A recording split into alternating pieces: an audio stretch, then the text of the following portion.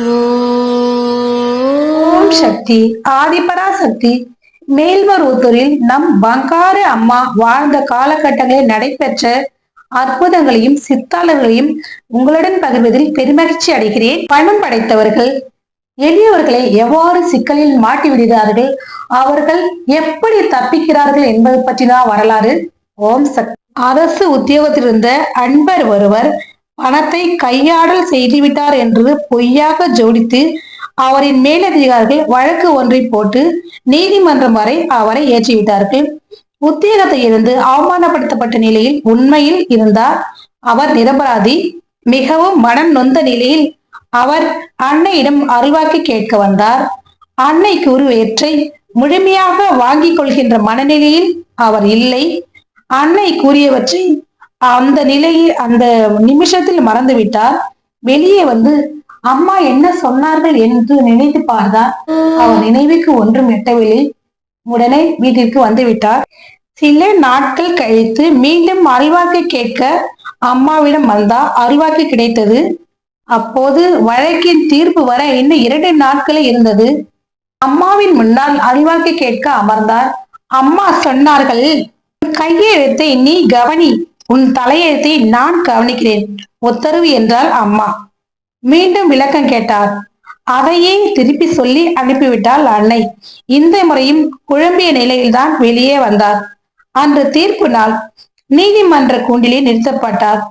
எதிர் வழக்காடும் வக்கீல் நீதிபதியை பார்த்து, இவர் யானர், இவர் கையெழுத்தும் போட்டே பணம் வாங்கியிருக்கிறார், இவர் கையெழுத்திட்டே எல்லாம் நடந்திருக்கிறது, ஆகவே இவருக்கு தண்டனை வழங்க வேண்டும் என்று வாதிட்டார். அப்போது இவருக்கு பொறி தட்டியது போல அன்னையின் அருள்வாக்கு அந்த நிமிடத்தில் இவருக்கு நினைவுக்கு வந்தது. உடனே நீதிபதியிடம், என் கையெழுத்திட்ட தஸ்தாவேஜுகள் அனைத்தையும் நான் பார்க்க அனுமதி தர வேண்டும் என்று கேட்டார். அவ்வாறே அவரிடம் ஒப்படைக்கப்பட்டன. ஒவ்வொன்றாக தள்ளி பார்த்து கொண்டே வந்தார். ஒரு பெரிய தஸ்தாவேஜில் உள்ள கையெழுத்து அவரால் போடப்பட்டது இல்லை என்பதை தெரிந்து கொண்டு உறுதிப்படுத்திக் கொண்டார்.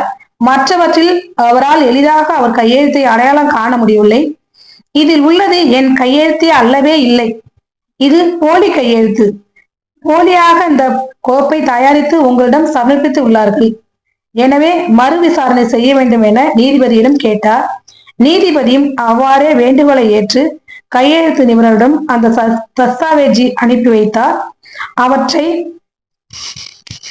சோதித்து பார்த்த கையெழுத்து நிபுணர் இது இவரின் கையெழுத்து அல்ல என்று நிரூபணம் செய்துவிட்டார். தண்டனையிலிருந்து மீண்டு அன்னையினால் அவர் காப்பாற்றப்பட்டார். ஆம், அன்னையின் திருவருள் அவரை காப்பாற்றியது. உன் கையெழுத்தை நீ கவனி, உன் தலையெழுத்தை நான் கவனித்துக் கொள்கிறேன் என்று ரத்தின சுருக்கமாக சொல்லி அனுப்பிய அந்த அறிவாக்கு சட்டென்று நினைவிற்கு வராமல் இருந்திருந்தால் அவர் பாடு திண்டாட்டமாக போயிருக்கும். இந்த கதையை கேட்கும் அனைத்து பக்தர்களுக்கும் ஏதேனும் பிரச்சனைகள் இருந்தா அம்மாவை மனதார நினைத்து அந்த பிரச்சனையிலிருந்து நீங்க விடுபட வேண்டும் என அம்மாவிடம் பிரார்த்திக்கிறேன். ஓம் சக்தி. ஆதிபராசக்தி. இந்த வீடியோ லைக் பண்ணுங்க, ஷேர் பண்ணுங்க, சப்ஸ்கிரைப் பண்ணுங்க.